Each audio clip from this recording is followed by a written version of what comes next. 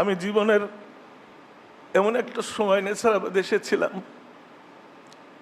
আপনাদের কাছে আমি আগেও বলেছি যে আমার জীবনে একটা স্বপ্ন ছিল যে একটা সুন্দর মানুষের সাথে আমার একটু সাক্ষাৎ হোক। তো আল্লাহর শুকর আদায় করি, আমার পথ দেখিয়ে দিয়েছিলেন সেই যখন আমি রোকনউদ্দিনে চাকরি করতাম। মৌলানা ইয়াকুব সাহেব রহমতুল্লাহ আলাই, অত্যন্ত আল্লাহ, উনি আমার কায়েদের কথা বলেছিলেন এক সময় যে আপনি যদি কোনোদিন পান, কায়েদ সাহেব হুজুর আমার কাছে এখন একজন শ্রেষ্ঠ মানুষ। আমি মনের মধ্যে একটা স্বপ্ন আঁকতাম যে এই লোকটা কেমন, কি ধরনের, আসলে লোকটার সাথে দেখা হবে কিনা। আসলে মানুষ কিছু খুঁজলে আসলে পায়। আমার মনে হয় আল্লাহর কাছে শুকর আদায় করি, আমি একটা ছুটিতে আসলে আসছি, তখন আমাদের সাবেক ভাইস প্রিন্সিপাল হুজুর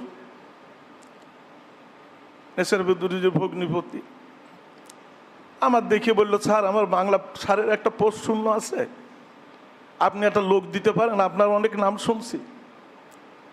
তা আমি বললাম যে ঠিক আছে, আপনি কোন জায়গায়? তা বলে এটা ঝালুকাঠি নেসারাবাদ। তা আমি এমনি পরিচয় প্রসঙ্গে তা জিজ্ঞেস করছি যে আচ্ছা, আমি ঝালুকাঠিতে শুনছি কায়েদ সাহেব হুজুর নামে একজন আছে, তো বলে এটা তো তারই মাদ্রাসা। অবাক একটা ব্যাপার। আমি বললাম হুজুর আপনারা বিজ্ঞপ্তি দেন, আমি যাব। আল্লাহ আমার কবুল করলো, কায়েদকে আমি দেখলাম, 14 বছর তার সান্নিধ্যে ছিলাম, অনেক কিছু করতে পারিনি ভাই, আমি তার জন্য ক্ষমা চেয়ে নি বারবার।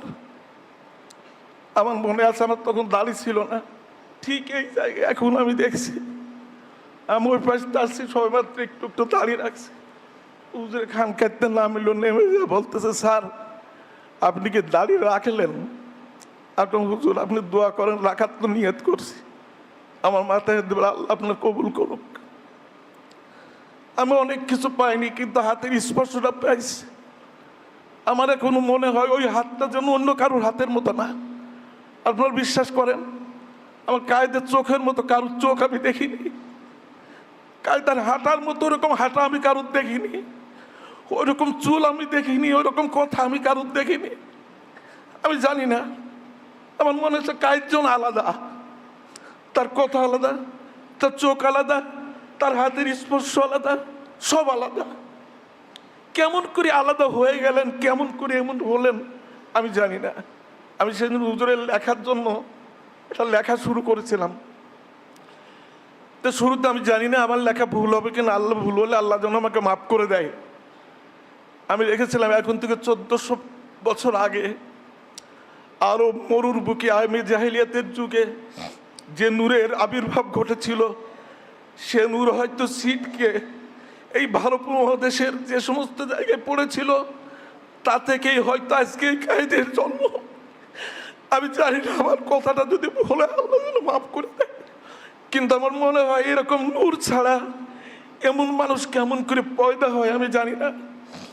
যে যে শিশুবেলা থেকে জীবনের প্রান্ত পর্যন্ত আমার চোখে একটা ভুল করেছে আমার মনে পড়ে না ভাই।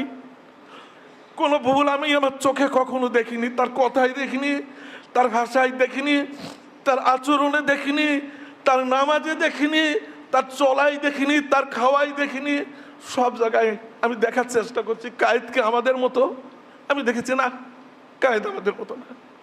আমি কায়েদের মতো হাঁটার চেষ্টা করেছি, আমি পারিনি অমন করে হাঁটতে, অমন কথা বলার চেষ্টা করেছি, এমন করে কথা বলতে পারিনি।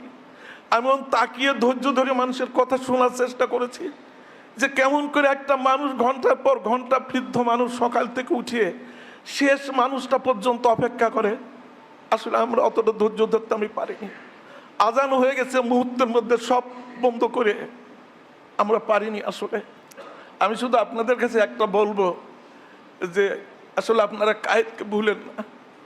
আমি একটা কবিতা লিখছিলাম কায়েদের দর্শন প্রেমে লালিত নেসারাবাদ হুজুরের উপর, তার আবেগ কি কখনো ভুলানো যায়। আমি বলেছিলাম ছাত্রদের উদ্দেশ্যে, হয়তো তার দীর্ঘ বক্তৃতায় তোমরা কখনো বিরক্ত হবে, হয়তো কখনো কখনো তোমার হৃদয়ের মধ্যে কখনো আবেগ সৃষ্টি হবে, কখনো বা তোমাদের চোখে পানি এনে দিয়েছে, তোমরা সেই লোকটার কথা মনে করেও, কেননা সে কায়েদের দর্শন নিয়ে, হৃদয় নিয়ে কাজ করে যাচ্ছে আপনাদের জন্য।